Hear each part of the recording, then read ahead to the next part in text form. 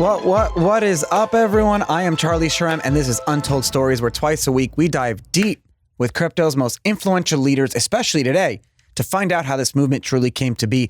This show is powered by Blockworks Group, a media company with over 20 podcasts in their network, including Untold Stories. Check them out at blockworksgroup.io. With that, today's guest is my good friend and crypto OG, Dan Larimer, the founder of EOS, the founder of Steem, the founder of BitShares, the guy who got into arguments with Satoshi in 2010. Oh my God, we talked about some of the craziest topics today, like central banking and the social experiment that is crypto, and why it's, I really feel that if you don't understand Bitcoin or crypto, anything, if you listen to this episode, you'll come out of it like mind blown. I just want you guys to get into this episode.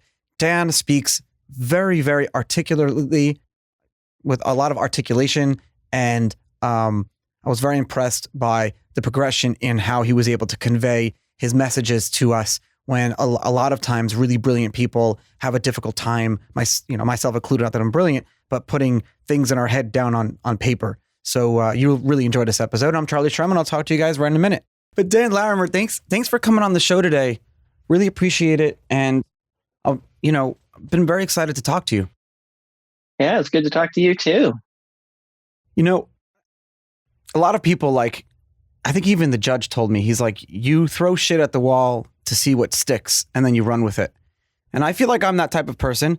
And when I find something that is working or works, then I run with that. You're the type of person where you're the exact same thing. And in crypto, as I guess we're calling it crypto now, but in the industry, you've thrown a lot of shit at the wall to see what stuck, and it stuck. And then you've have this motivation that I don't understand, and I want to dive into it, because that motivation that you have to build these amazing communities, but then to want to build more, where most people would be happy with the first thing you've done. Most people would have been happy with BitShares and that motivation, but there seems to me there's a drive with you. And maybe we can dive into that. Is there something from your childhood or something that made you this way? Well, I'd say that the thing that's been driving me is a mission statement I've set out for my life. I had an insight that, I got really frustrated with the way that government uses violence to force people to do things. And I said, there's got to be a way to organize society on voluntary basis, on free market principles. That if the free market really is the thing that drives everything, then we actually are living in a free market right now. And that the things that we value, life, liberty, property, justice, it all needs to be provided by the free market. And that just choosing to believe that could be provided by something other than government by force, and refusing to accept, government's necessary. This is, we have to do these things by violence, is what's driven me to search for answers, right? I said, well, it's got to be out there, and I'm going to search for it, and I'm not going to give up. And I find that a lot of other people give up too early. They come to a complex problem. They say, well, I can't think of any other solution other than to use force to make it happen.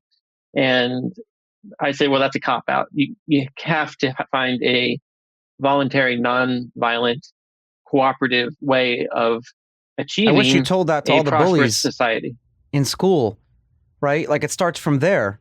When you're a child, we're taught to not look for the easy way out, because then we get frustrated and we get, we have irrational expectations and we resort to violence, and the government does that.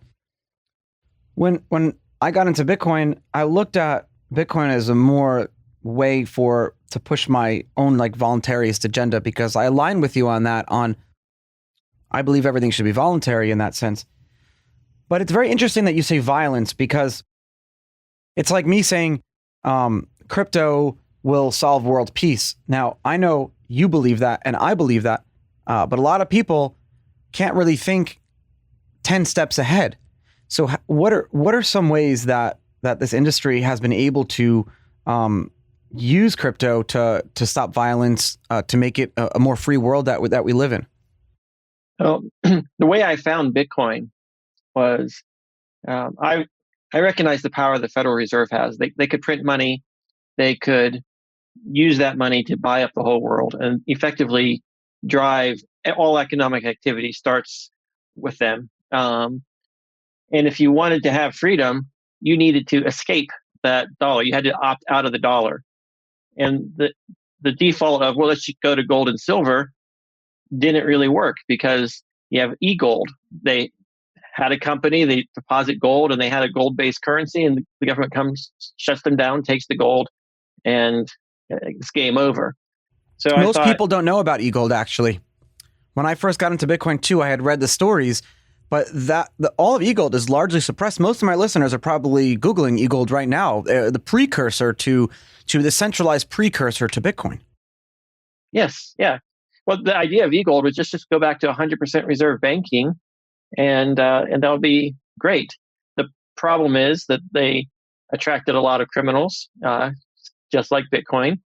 And even though they were cooperating with law enforcement to track things down and whatnot, they still shut it down because of the threat it had to reintroduce gold or to have people think in terms of grams of gold instead of something else. So I realized we needed a digital currency that couldn't be stopped. The only requirement was that you could enforce the scarcity element of it so you could have a fixed supply. And that's what I was trying to invent, and I was coming up with different things. And so I was Google searching to find out if anything existed. And that's when I discovered Bitcoin way back in 2008, 2009. And I said, oh, this is amazing. Somebody's already solved it. Mm-hmm. And I got involved immediately and started putting together bounties for doing educational videos to introduce people to Bitcoin. And yeah, your famous quote is on T-shirts. Well, not your quote, but the quote that Satoshi said to you, and also your quotes too. But all those quotes are on like you can buy T-shirts at Bitcoin conferences with, Dan Larimer, and then also Satoshi Nakamoto saying to Dan Larimer, I forget the exact quote, but it was like, if you don't understand it, I don't have time to explain it to you. Yes, if you don't believe me or don't understand, I don't have. And that was isn't that funny how that kind of? I was questioning what the scalability of Bitcoin in terms of fees, and just looking at the fees associated even for centralized systems like banks. And so I was just asking these questions, and Satoshi basically hand waved and said, if you don't understand how it scales, I can't explain it to you. Here we are 10 years later, and Bitcoin is not scaling, although I guess it might not be originally his vision because we put a block size limit on it. But fees are high, and it's a big problem across all the different blockchains. But fortunately, with BitShares and Steem and EOS, I've created some of the most high performance blockchains out there trying to solve the scalability problem. Economies of scale at the end of the day, because any cryptocurrency could be great at the beginning, but the ability to look out in the future and see how certain socioeconomic theories play out, because now you have people that are involved with real money. And so it's been fun to be involved in those communities of BitShares. Well, not as much BitShares, but largely Steem and EOS, and watching these things play out. It's been fun. It's been great. And Dan, I think, and if there's no one doing it, someone should, but a book can be written about socioeconomics that just dives into and analyzes those three communities that you've created. But I wanted to get your thoughts on that, but you said something I wrote down. You said the central bank, and you realized how much power they had. Dude, it's crazy. This morning, Jerome Powell's speech, or yesterday, whatever it was, that was probably the most watched speech in the, not in the world, but I didn't realize his speech affects the markets, even the Bitcoin markets, down to the minute. One guy. We're talking about centralized authority. People don't realize, like, our whole monetary authority, it comes down to one person or like a group of these older people who aren't really in touch with the world that we live in. So Dan, the question that I have is, are you opposed to the concept of central banking? Like, what if someone had invented a way to do a decentralized stakeholder central bank? Is that something that at economies of scale, right? Like, because think with down the road would work? Well, the problem with central banking is that it was a way of bailing out the Ponzi scheme of fractional reserve banking. So you start off with these individual banks, and they're issuing more notes than they have gold on deposit. And eventually those banks collapse in a bank run. The central bank has all the different banks create a cartel. So you have a lender of last resort, and the people and the population in the area have no escape, right? They take money out of one bank, it goes into another bank. It's basically monopolized banking. And it really puts all of the risk onto the currency holders. You're basically, when you hold dollars, you're insuring the entire system against collapse, but you're not being compensated for it. In fact, every time there's a problem, the money is printed and you're losing money. So central banking is effectively privatizing the profits to all the banks and socializing the losses across all the dollar holders. So you could put that kind of system on a blockchain, but a Ponzi scheme on a blockchain is still a fraud, and it's still going to undermine the economy, and it can still result in centralized power. What you need is a system of competitive institutions that all implement 100% reserve But if financial there's practices 100% reserve, then how is integrity. debt created? Because you need debt for credit and capital markets, for development, for growth. Mm-hmm. So how do you do Yes. that in a non-central bank model? Well, BitShares creates debt. It creates dollars backed by BitShares. It creates gold backed by BitShares, or at least it did initially.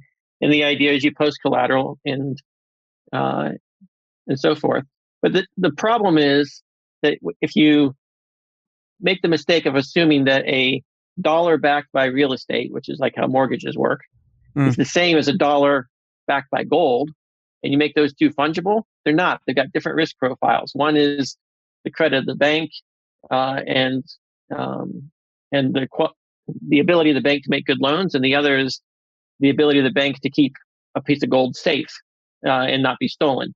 Very different risk profiles. But when you make them equivalent by law or decree or whatnot, you effectively create fraud, which makes people think they have a gold-backed note, but instead they have gold backed by real estate. And there's market fluctuations eventually over a long enough time frame, it undermines the currency. So all of these problems in the banking system have a degree of fraud in the accounting and misrepresentation of risks.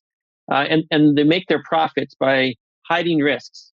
They give you an asset that they don't disclose all the risks, and they take all the profits. And then when the risks come up, you take all the losses. So you can still do loans. You just have to accurately classify an IOU versus a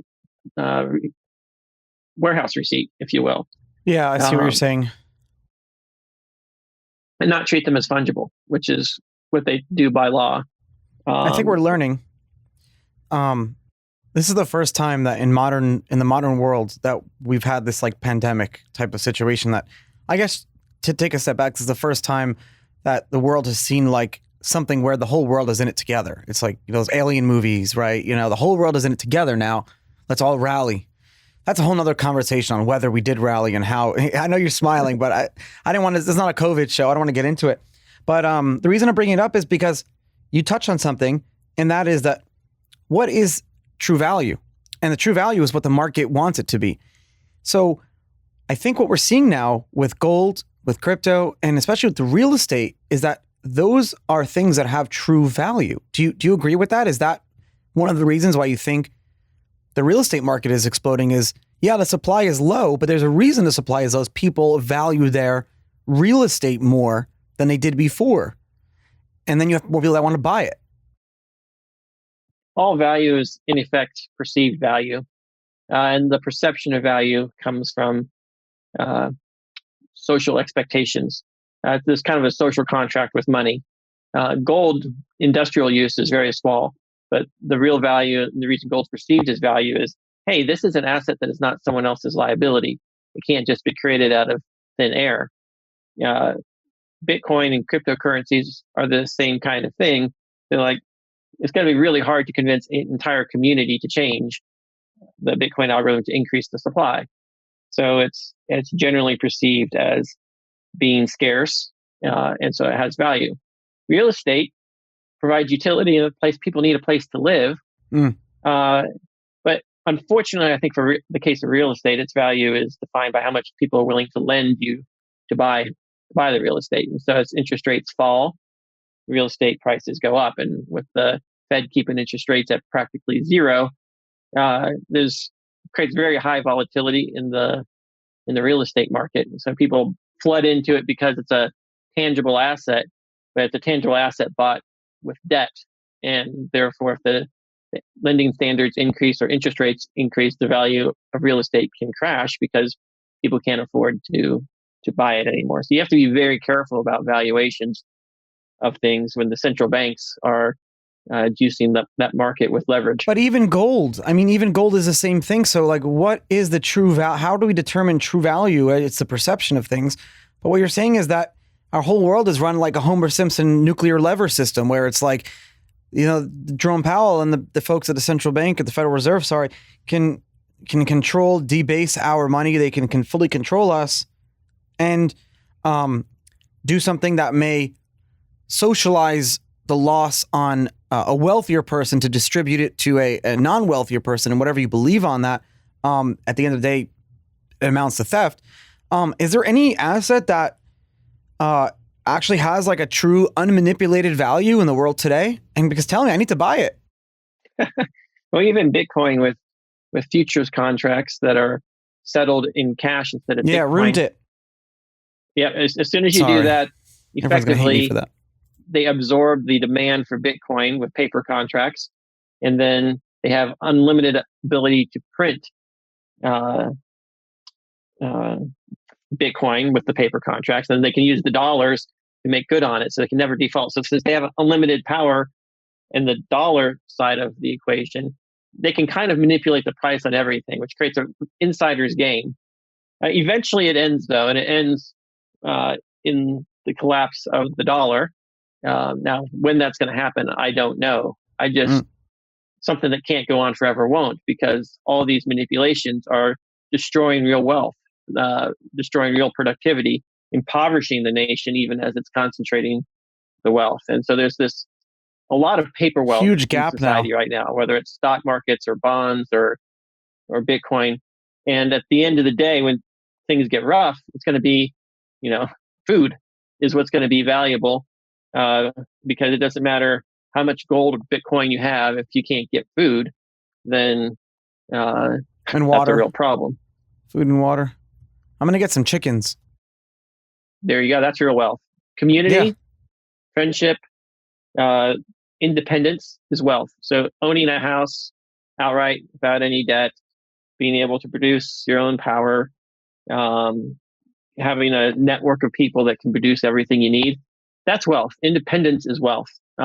Everything else is dependence. And I think that's actually the problem we have with society, is that we all trade dependence for better quality of life. So we're dependent on Google, we're dependent on the internet, we're dependent on Apple, we're dependent on the government. Because it's easy. Yeah, and when you're dependent, you're a slave. And when you're a slave, you kind of have to do what they tell you, or they get cut off, or so on. And that's the source of power. And so you have to be I'd say that's true wealth, is being independent, owning your supply chain with a community around you. Yep, I completely agree. And the most important part of that I don't think people realize is the most important part is that social circle, the social contracts, those people that, even when it comes down to, like, if we talk about an end of the world type of scenario, the ability to barter with your friends and to know who does what. But that independence and the social contracts, that really affects a lot. And I want to tell you something. Up until really BitShares came along, the concept of community and the concept of, how we look at cryptocurrency was always looked at as mathematics, economics.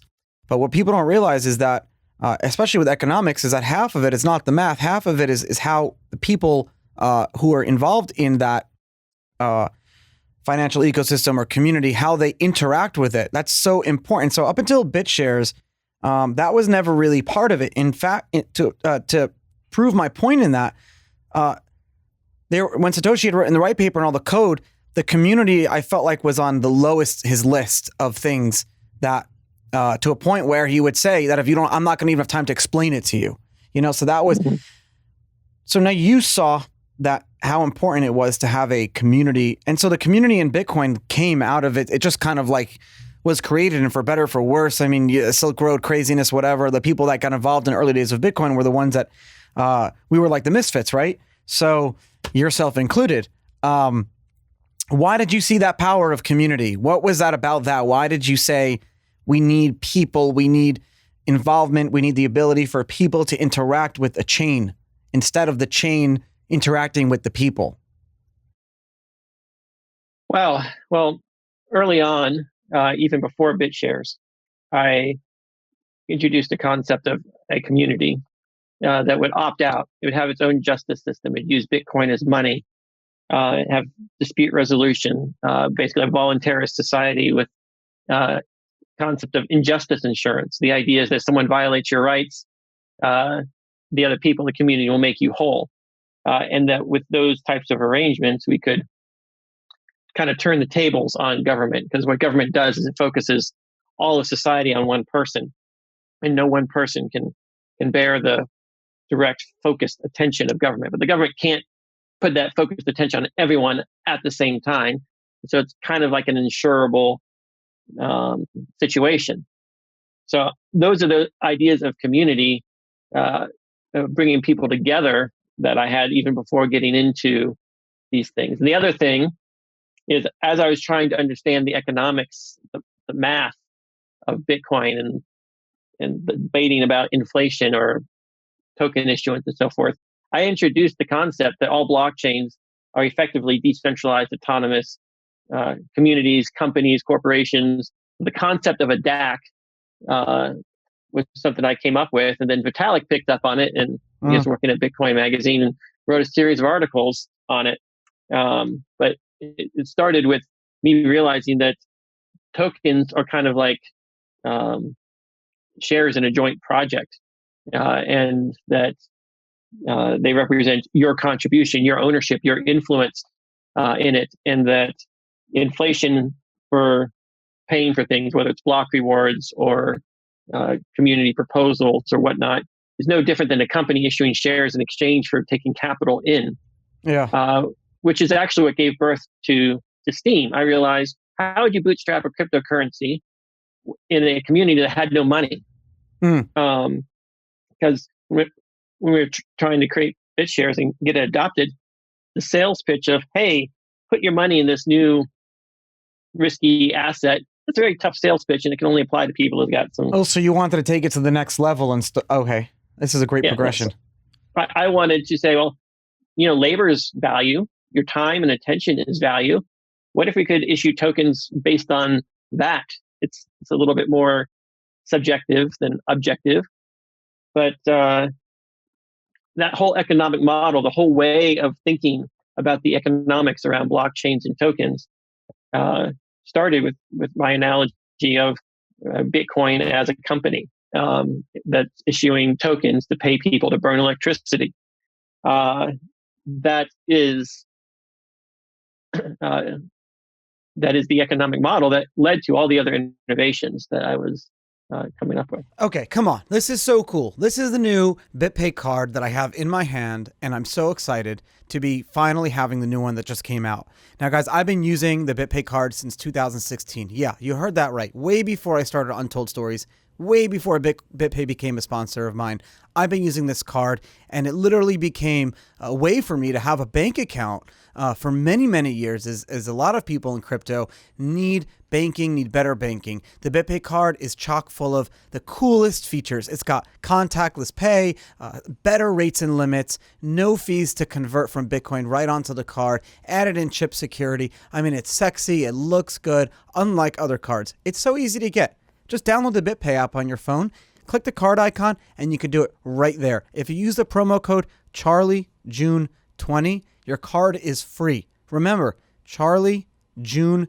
20. It's in the show notes. You can get a free card. So literally, just from listening to my show today, and make sure you actually listen, you could get a free card just by entering that code. So download the BitPay app, get the coolest card on the market, the best card on the market. I've been using it for over 4 years now. I know there's so many cards out there, but the BitPay brand is the oldest and longest running Bitcoin company in the world. I mean, that's who issues this card. This is the card you want to have. Remember, Charlie, June 20. Download the BitPay app on iOS or Android to sign up for the new card. You're going to freaking love it. It's not as simple, though, as paying people tokens to burn electricity, because that's like looking at it from the opposite direction. But if you look at it from the other way, there was a need, or Satoshi saw a need, and enough people wanted that need, right? With Bitcoin, at least, and yourself included, because you were searching for it, for like a decentralized money, or a money or a bank that wasn't controlled by one entity. And so I'm kind of happy that Bitcoin didn't put smart contracts and things like that on it, because Bitcoin does what it does, and it's its own social experiment. If Bitcoin fails, and I don't think it will, then at least we know that that was the social experiment. I know people are probably freaking out like Bitcoin could fail or whatever, but BitShares is its social experiment. Steem is another social experiment. And I want to talk about Steem because that project was so, it wasn't until, I have to be honest, it wasn't until Steem that I realized that, I think Steem was when I started to thaw my maximalism, because it wasn't until then that I realized that you can actually, yes, have a working community cryptocurrency without a token sale type of situation that wasn't scammy or fraud. And so I saw that, and I loved, and I jumped into that community. And if you simply went on to Steem it and you read the comments and you read the articles, everyone wanted to be there. It wasn't like anyone was forced to be there. It was still is a voluntary place to go. Mm-hmm. And when you have that, right? Like, what are your thoughts on that? Well, yeah, Steem was a great experiment. It continues to be, right? Mm-hmm. Even recently, we've seen how with Hive, and that's part of the experiment. Yeah, the community has self-healing properties, even in the face of powers that be, the large token holders operating against the community. The community can kick them out and then keep going on their way and create a token that has more value. So it really demonstrates that the value of the token comes from the community. And the other aspect of Steem, and what I'm also incorporating into things like Voice, is that a token should have its own internal economy. It should provide a good and service to the people that are using it, and it shouldn't necessarily overly concern itself with the rest of the world. Right? You don't need to have billion-dollar market caps to have a successful local community currency. But billion-dollar market caps is what incentivizes people to want to join those communities, unfortunately. And that's a double-edged sword, because if people show up for the money, then they're going to act in ways that are all about the money and not about what the community is up for. And one of the fascinating things that I learned with Steem, I had made the assumption that if you had a large stakeholder, that they would tend to vote for the benefit of the entire community and not in ways that would hurt the community. But Steem demonstrated that there are some jerks out there who care about growing their share of the pie, even if it shrinks the entire pie. And they're willing to hurt other people in the community to do so. Very, very enlightening. It was unexpected on my part. Maybe other people could have seen that coming, but I had assumed that people's economic that was self-interest. always a fear with Bitcoin, is that one miner would become so big that they'd be able to take over and start to vote for their own interests. But the idea with Bitcoin was that the integrity of the system would fail if a miner would do that, and then therefore there's no incentive to do it because the whole thing would just fail. How is that different with Steem, though? Well, it's the same kind of thing.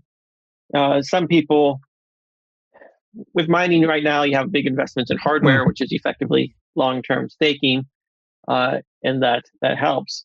And Steem actually introduced some of the longest staking terms out I remember. there, which in some ways was the original. Both Steem and BitShares were the original DeFi. The I've lost my train of thought here. No, we were talking. We were talking about with Steem, and I said, like, how is it a different comparison with, or how is it the same comparison with one miner like incentivizing themselves instead of right. So yeah. Right. So the idea here is nobody wants to take control of the entire thing, because by doing so they destroy the value of the entire system. And this is sort of what happened with Steem Hive. Right? We had one token holder who owned 20% or so of all tokens and had influence with the exchanges. They took over Steem, and the community said, yeah, no, that's not going to happen. They airdropped a new token on everyone except for the people that supported the takeover. And the entire community got up and left, which really shows how proof of stake can cut someone off and they can lose millions and millions of dollars. So it wasn't a profitable attack. No, in the long term, if the experiment succeeds, the new token will be worth more. It probably is. I don't know. I have to Hive or whatever. But the idea is that maybe, like, you're looking at it in a short-term way, like what you just said. You said, well, I didn't foresee this happening. But Dan, I kind of think you did. And it's designed in a way where, not designed in a way, but the community reacted in a way that was exactly how a community should react, right? The community now disincentivized that person. Sure, that person can make some short-term gains now, but their long-term gains down the road are gone because they could have, that airdrop potentially they could have. Yeah, that's how I look at it. I did foresee that. What happened with Steem to Hive, I foresaw. What I didn't foresee was some of the larger holders that maybe just the voting. If I got $1 million worth of Steem tokens and I'm going to downvote people and drive people away from the community and vote up my friends, even though all those behaviors are counterproductive to the idea of rewarding people producing good content, they were not being benevolent governance agents within the system, but instead using their power for selfish personal profit, and they weren't able to be effectively countered. So there's some unbalanced game theory in the Steem system. But I did say that that's the thing with proof of stake systems, and DPoS in particular, is if you have a public blockchain that's completely transparent and any one actor gets too much power and they start to abuse the community can do a user-initiated fork and cut them out. And that should disincentivize people from being overly aggressive. And that's what Justin Sun did when he took over Steem. Is he said, I'm going to shut down your blockchain. I'm going to move it to my thing. And the community just said no. And then there's just bad faith on the negotiations even. So it was a fascinating experiment. I agree. Books could be written on the lessons learned from BitShares and Steem and EOS. I know. I would love to write a book that combined that and also the socioeconomic lessons that I've learned when I was in prison, and then kind of stuff that I've actually written and published on Steem, and like kind of combine it all into this, like my socioeconomic observations of the last 10 years in crypto type of book, where I just like spit out all these conversations with you, because that's what got me interested and that's what made me learn. But I want to, before you comment on that, so delegated proof of stake, DPoS, I actually call it proof of brain, and I know you do too. It was in a bunch of the Steem papers or whatever. But let's talk about consensus algorithms for a second. What is delegated proof of stake, and why do you attach yourself to that? Why do you love it so much, and why do you think that's the ultimate consensus algo? I don't think it's the ultimate algo. It's just one of the better algos we have at the time. The idea really just derived from how corporate governance works. You have shareholders and they elect a board, and then the board runs the company. And so it was from my analogy of Bitcoin or blockchains as a decentralized autonomous community company, whatever, that I said, well, we can just encode the same types of governance processes that occur in any company into establishing the people who are going to be running it. And it really solves a lot of, uh, it makes decentralized decision making possible. On Bitcoin, there's governance that occurs off chain, and you have exchanges and all these parties getting together and trying to figure out what they're doing, and then backstabbing each other and then forking the chain. It works really, really well for Bitcoin in the sense that a fork's possible because it's just money. But when you've got something that's not just money, but it's got, say, movie theater tickets, right? You can't fork that chain and create two showings for the same movie. One of them has to win. So you have to come to I see what your point is. An agreement on the one chain. And so it's really about building that governance onto the chain so that people can at least verify that the governance process was followed and that it is derived from the power of the token holders or the shareholders in the system. And that keeps things decentralized in the same way that proof of work can be viewed as delegated proof of work, which you throw in mining pools, right? And so with Bitcoin, you've got Bitcoin and Ethereum, you've got three mining pools. They collectively produce over half of all blocks. And in any confirmation window, they're producing much more than half on average, which means you have three people that are taking turns producing blocks, and but it's different though. Delegated proof of work doesn't give you like any voting power. Mining pools can just mine. You look at when it comes to voting for like SegWit and things like that, the pools, people can pull their miners away, and we saw that happen. We saw a huge shakeup in that. And delegated proof of stake is the same thing. You're delegating and block producers. So to continue that progression, it's like electing your mining pools. Yeah.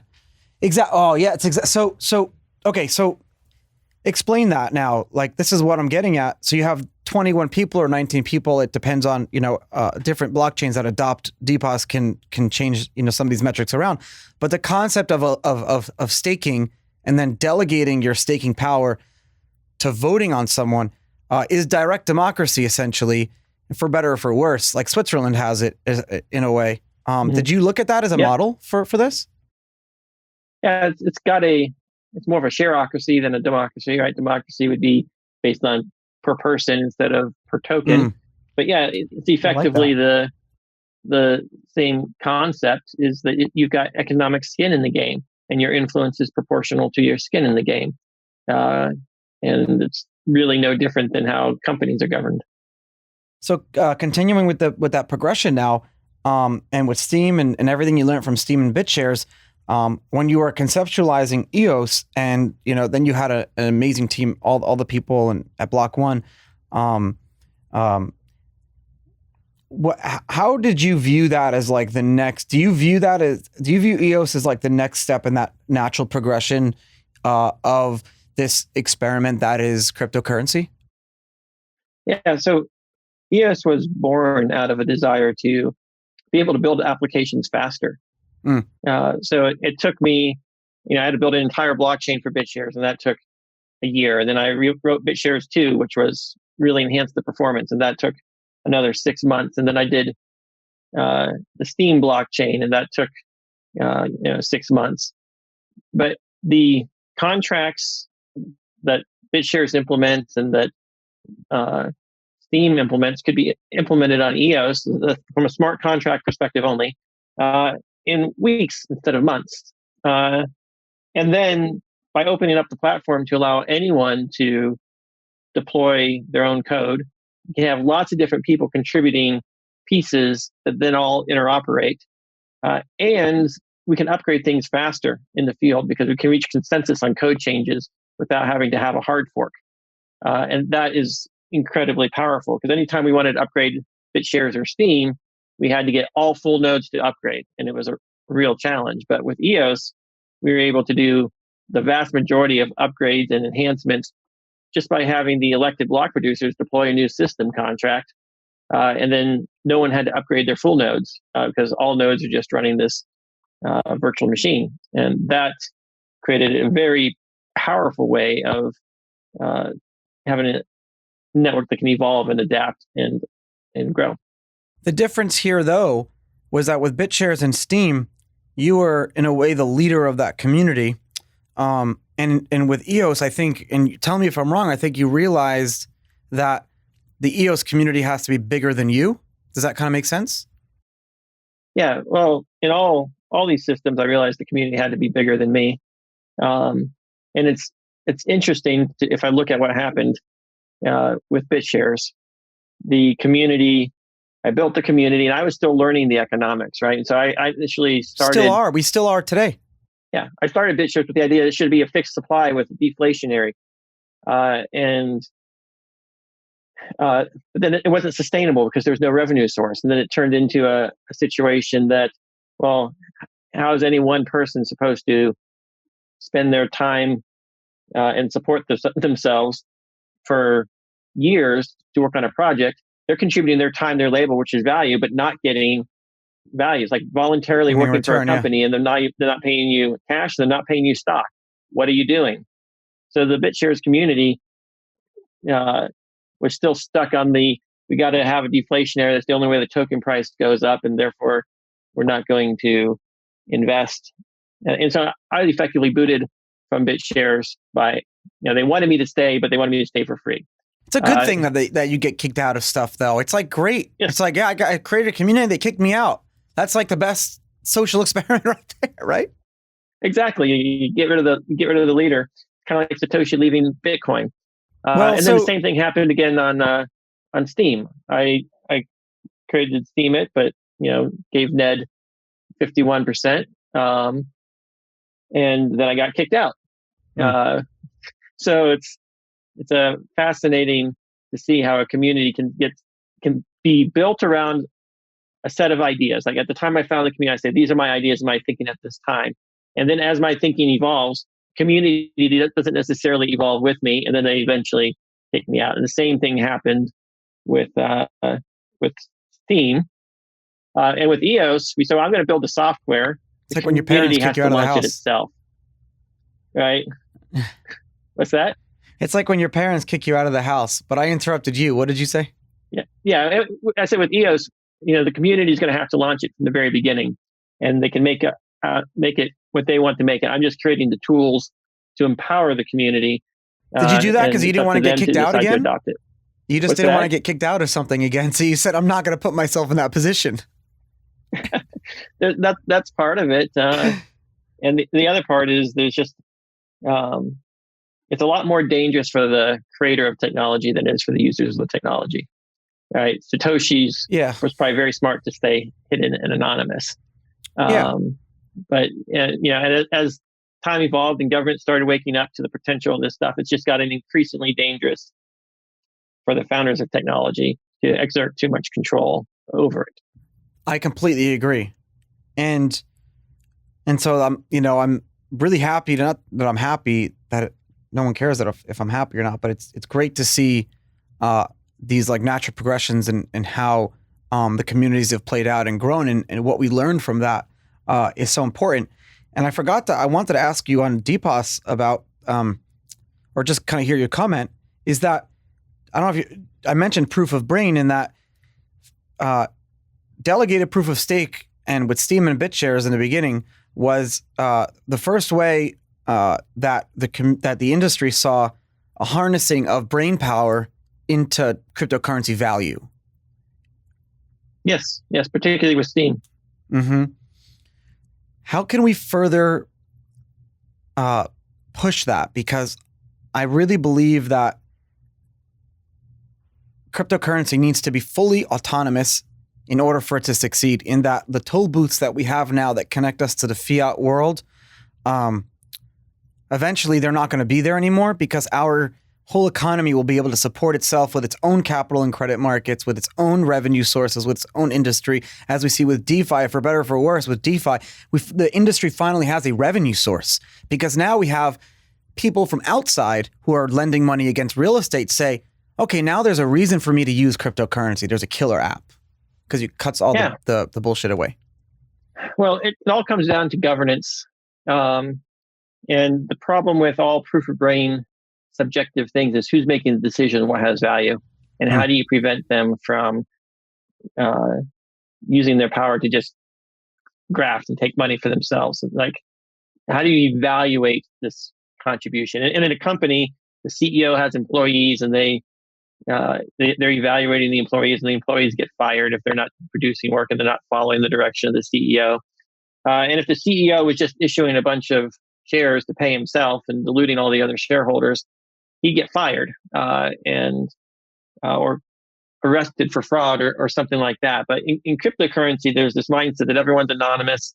And when they're operating under this anonymous umbrella, they say, well, if the code allows it, I can do it. And they feel like they're not stealing anything because I'm just playing by the rules of the game. Yeah. And that's the real challenge. And so it boils down to a question of governance. And that's actually what I've been spending a lot of my time thinking about is how can we create a system of governance that fairly represents the people, that is not subject to abuse and capture by a minority. If you look at Bitcoin or BitShares or Steem or any of these systems, they all tend to centralize into they start decentralized and then they centralize.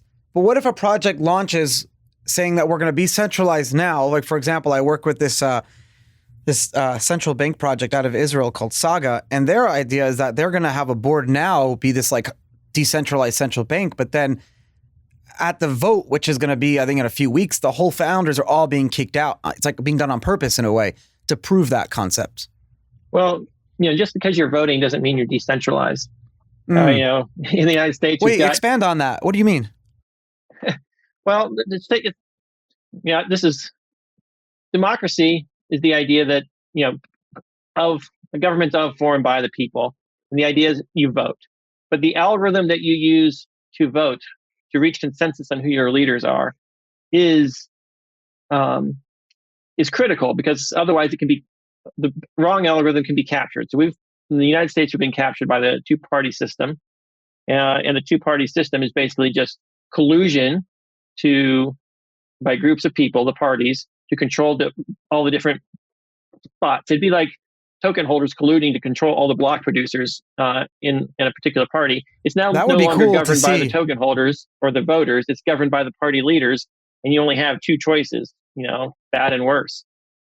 So how you calculate the votes, how you measure the opinions of the people directly impacts whether or not you're going to centralize effectively control, just like mining pools centralized control, just like ASICs centralized control.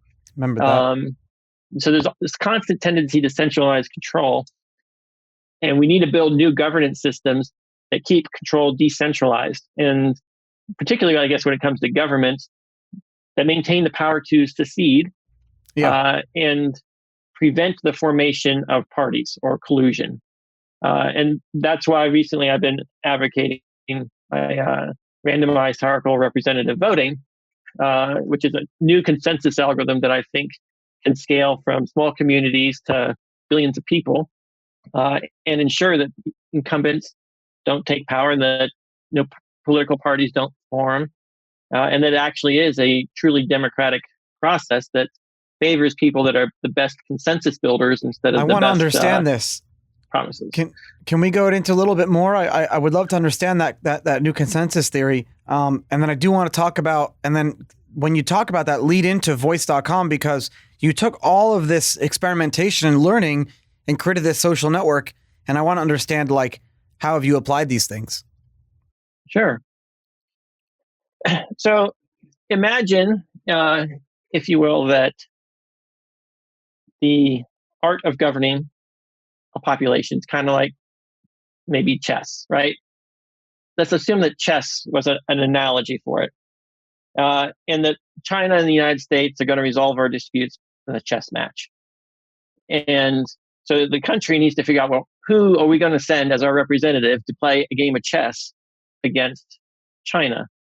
Well, if you use, now assume for a moment here that chess is a game that no one ever actually has the ability to play, because it's just politics is that way. Who can play international politics and practice it, right? And who can repeat it and try it? So it's very hard. So most people are rationally ignorant about it because they can't use it in their real life. And so they know very little about it. So we're going to host an election, and we're going to elect the best chess player to go play against China. But all the politicians they form parties, and they talk about they're armchair chess players, right? Yeah. They talk about theoretically the best way to play chess. They've never actually played it, and people are supposed to vote on them, and they're rationally ignorant. They don't know anything about it. So we're going to use that process, and we're going to, elect somebody like Trump to go play chess against China. People say, well, that's not going to work. You're not going to get the best chess player by asking a bunch of people that don't know how to play chess to elect a chess player. Instead, what you want to do is you want to have a tournament. You say, well, let's get randomly assign people who want to be president. They play a game of chess with somebody. The winner goes up, and then you randomly pair them up again, and you keep doing it until you find the best chess player. And that would be a tournament style selection of the best in the community. And that person's much likely to have really good skills of playing chess, not theoretically being the best. Unfortunately, for something like politics, there's no way to play a one-on-one match of that. But if we found a different metric that had similar, let's say there's a skill set that you wanted to have, that you wanted to select for. And the one I came up with is you want to have the best consensus builder, somebody who can get agreement from as most people as possible. So how can we create a game of consensus building and have people play that game just like they would play chess? The person who's best advances, and they play it again and again and again until the president is the person, not the person who gets the most votes, but the person who can build the most consensus. And so the idea is simple. You take a population, you randomly assign everyone to groups of 10. Within each group, you have to pick a representative from your group to represent the group. And you have to do so with a 2/3 majority. And if a group can't reach consensus, then there's really no good consensus builders in that group. Yeah. So they don't get to, it's like a chess match. But isn't the lack of consensus? Like the fact that you don't have it is consensus in and of itself? Yes, exactly. It's like a chess match where there's no winner. It's a draw. So it's effectively saying that we're going to default. It's better to go with everyone else's consensus than our group, because our group just can't agree. So we're going to default to everyone else. And with 100 million people, you can do that in 8 rounds, and you can get an entire hierarchy of leaders that are various skills at reaching consensus. But you have no more political parties. You have no campaigning. You have no finance. You have no gerrymandering. You have no mudslinging or identity politics.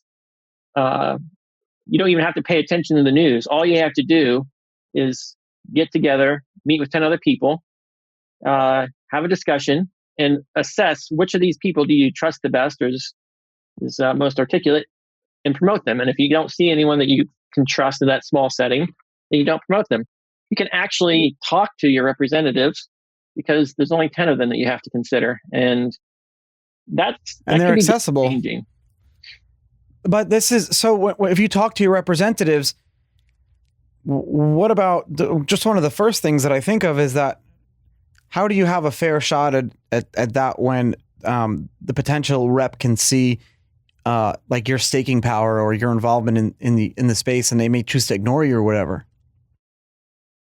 Oh, they can choose to ignore you, but you're in a group of 10, and it's constantly changing, right? Every election, you're in a different group of 10. Yeah. That's so cool. So it prevents collusion. It prevents getting trapped with someone that doesn't represent you. And it's really a way of taking random sampling of the opinions of the population. Okay, so let me see if I understand this right. Essentially, my city of 100,000 people needed to vote for like 5 city commissioners. The concept, it's very radical. I love this idea, though. The concept, very basically, without getting in, is that you're grouping people into random groups of 10, and then each of those 10 just have one vote, but it's still a vote of 10, but they have to consensus choose their vote together.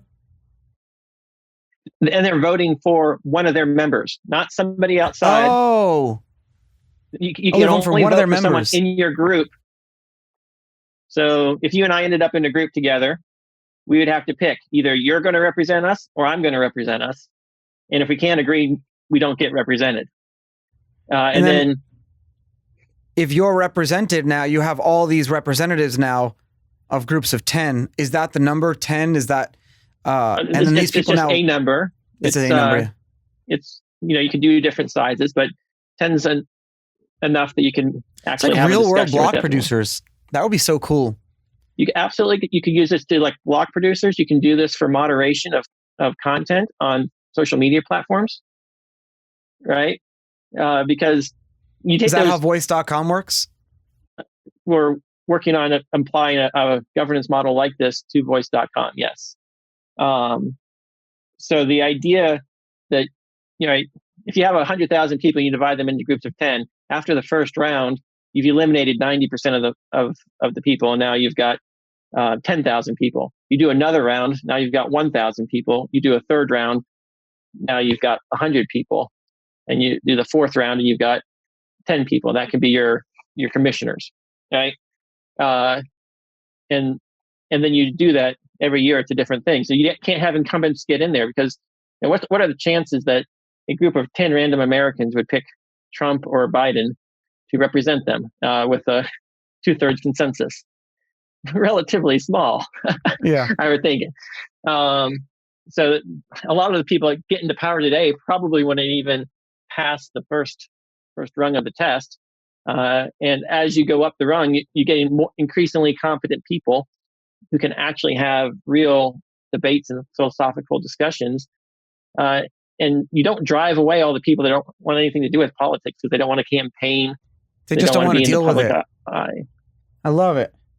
I would love to see something like this, done in practicality. I would love if Block One or someone could essentially get a little city or town or village to agree to do an experiment, because blockchain and voting is governance, taking that crypto governance and putting it into real world governance is such a big deal. But maybe we're not ready yet. Maybe all these consensus algorithms are still all experiments, and we have to see how they play out on the internet before we see how they play out in the real world. Do you agree with that?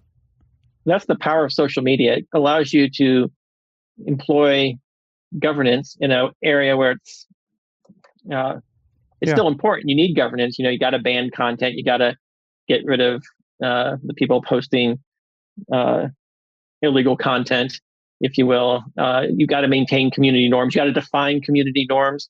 What's acceptable, what's not acceptable, or the toxic elements of society will come in and just destroy the community. So you need governance, and it's a way where you can experiment. And it's kind of isolated, and people can see how it plays out. And if it can play out well on social media to create a fair environment that represents, it's not censored by Facebook, how they censor and whatever Zuckerberg says. It's you allow the community to elect the leader and a set of leaders. So it's not just a top leader. You've got layers underneath them that can have various degrees of power over the governance of the platform. And if it can avoid getting entrenched and turning into, this is a permanently libertarian, they've completely captured the system. Yeah. Or like Wikipedia. In theory, it's supposed to be democratic, but they've got a political process that's entrenched. The status quo is in control. Yeah, there are companies that you have to pay, that you can pay. If you want to go right now and edit something like an article on clouds, you couldn't do it because there's a hierarchy, an editor, whole theocracy or whatever now. And so there are companies that you'd have to hire as consultants just to edit one word of your own Wikipedia entry. It's insane. But I know. Yeah. Dan Larimer, thank you so much for coming on the show today. What title do I even I just say Dan Larimer. I don't even need to say yeah. Yeah. Thank you so much. Thank you so much. It was great talking with you. Yeah, this was so cool. And I'll talk to you soon.